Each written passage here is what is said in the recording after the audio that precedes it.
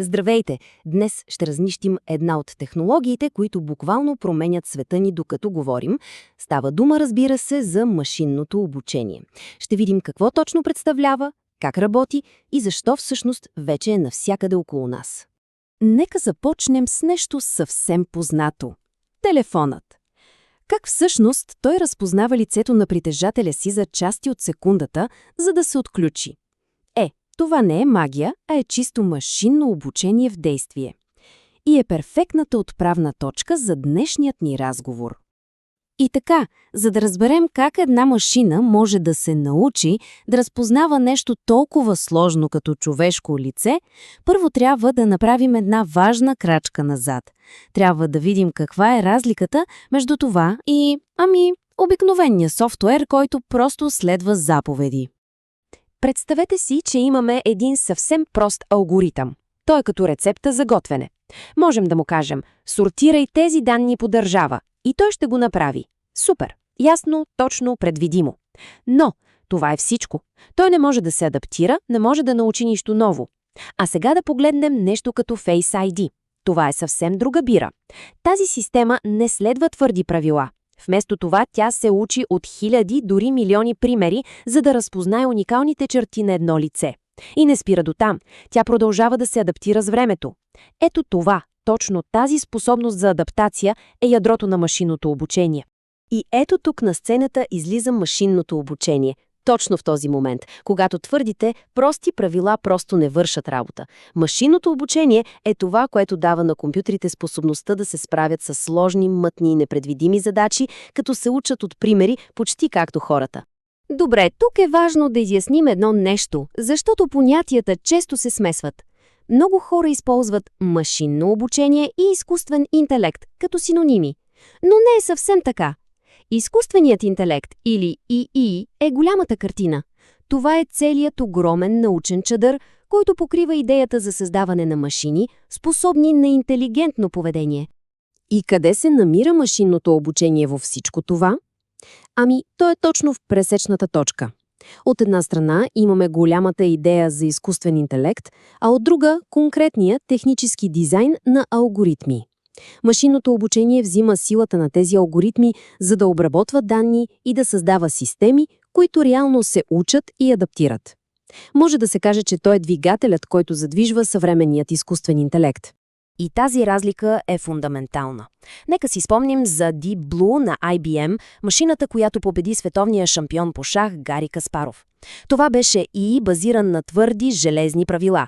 Програмистите буквално са му казали как да реагира във всяка възможна ситуация. Днес нещата стоят по коренно различен начин. Съвременните системи се учат сами, директно от данните. Това ги прави несравнимо по-гъвкави и, много по-мощни. Да, защото за да може една система да се учи, тя се нуждае от гориво, а в света на машинното обучение това гориво са данните. И говорим за наистина огромни количества данни.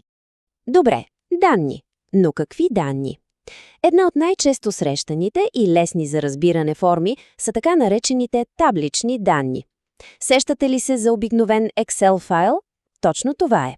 Информация, подредена в таблица. И тя е идеална за начало, защото е супер структурирана. Всичко си е на мястото, в ясни редове и колони. Ето един супер прост пример, за да стане ясно. Виждаме таблица с данни за продажби. Всеки един ред тук е отделна транзакция, отделна продажба. А всяка колона описна тази продажба. Имаме сума на транзакцията, имаме информация дали клиентът е нов или повтарящ се. Всяка такава колона, всяка такава характеристика в света на машинното обучение се нарича признак. И тези признаци общо взето се делят на два основни типа. Първият са числовите, като сумата на транзакцията, това е ясно. Вторият са категориалните, като отговорът да или не на въпроса повтарящ се клиент ли е.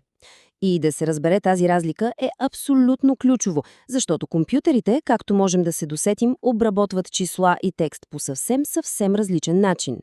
И така, супер, имаме данните. Можем ли просто да ги хвърлим на модела и да очакваме магия? Краткият отговор е категорично не. Реалността е, че суровите данни почти винаги са, пълна бъркотия. Разхвърляни, хаотични, с липсващи парчета. Затова преди да ги използваме, трябва да ги подготвим. Това е процес, известен като предварителна обработка на данни. Именно тази подготовка е това, което превръща хаоса в чиста, подредена и структурирана информация, с която моделът вече може да работи. Процесът има 4 основни стъпки, които ще разгледаме сега. Първо – почистване. Второ – скалиране. Трето – нормализация. И четвърто – кодиране. Нека да ги видим една по една. Първа стъпка – почистване на данни. Мислете за това като за подреждане на стаята преди да дойдат гости. Просто трябва да се свърши.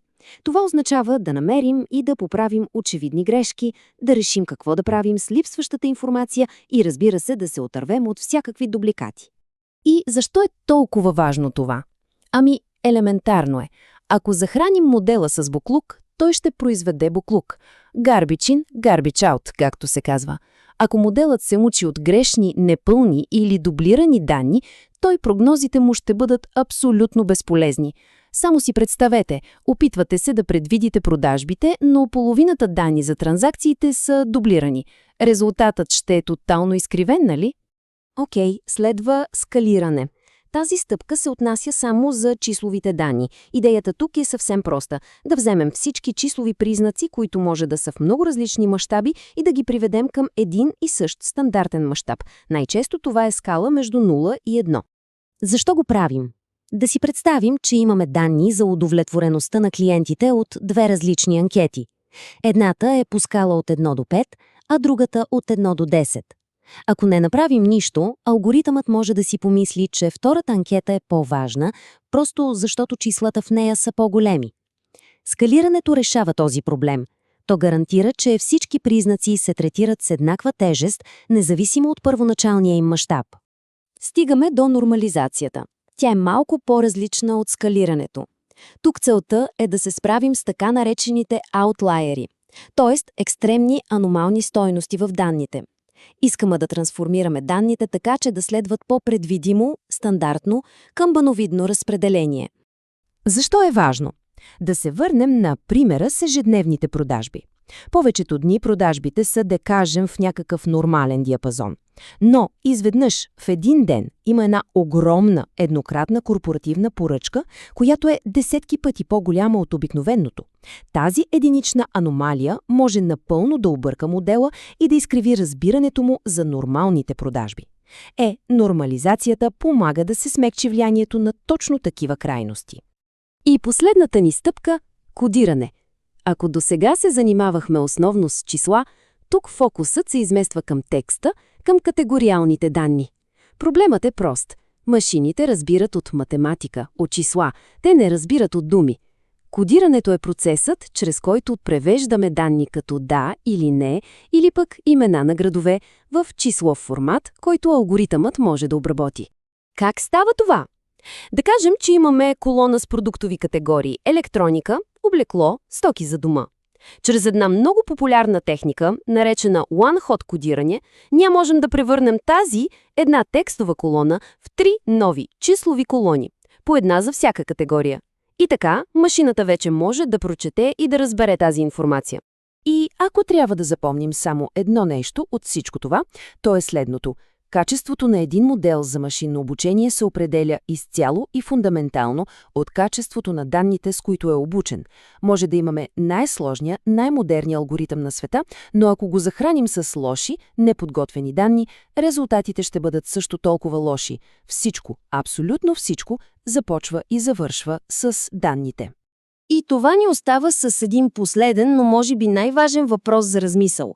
Щом вече знаем, че данните са горивото, а подготовката им е ключът, какво ни говори това за решенията, които взима изкуственият интелект?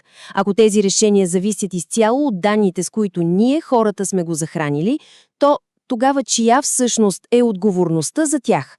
Благодаря, че отделихте време.